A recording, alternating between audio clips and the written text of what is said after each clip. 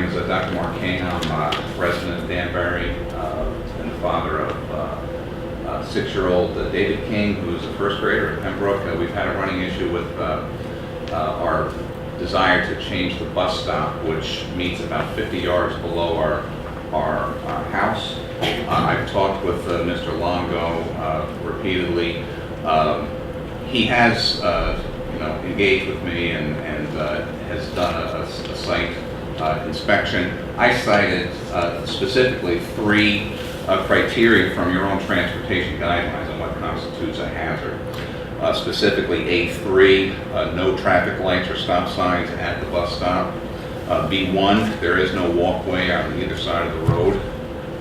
2A, line of sight issues. There are large trees, shrubs on this winding hilly road. I think these are fairly objective criteria, and basically what I got was I didn't come to the same conclusions. I've had nothing in writing. So the reality is my wife and I leave work at 6:30. We have a 1-year-old. Our babysitter cannot constantly wait there for 45, sometimes half an hour, 40 minutes for the bus to come or to drop them off.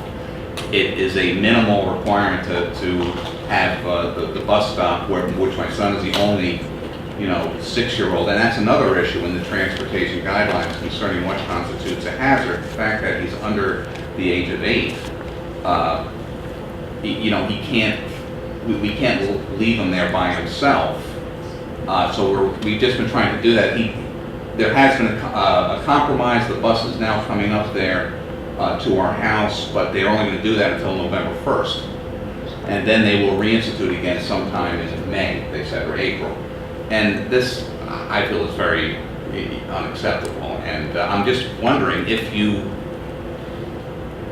follow your own transportation guidelines, because I think it's fairly obvious that putting the safety of both my sons in jeopardy. And I was hoping to request a further hearing or something, because it's become a running issue for us, and that's essentially it. So thank you for your time. And I am planning, because I do think our request is reasonable. I'm going to be going to some local meeting. I just want to get this looked at fairly, because I think it's a very reasonable request. And this is a copy of a letter that I sent to Mr. Longo, and he has responded, but still, I haven't got anything in writing, and the compromise is still, I don't think, adequate enough, because sometimes we wait an hour, and I talked with the manager of the bus company, and it's just, I know they have high turnover rate, but still, the safety of my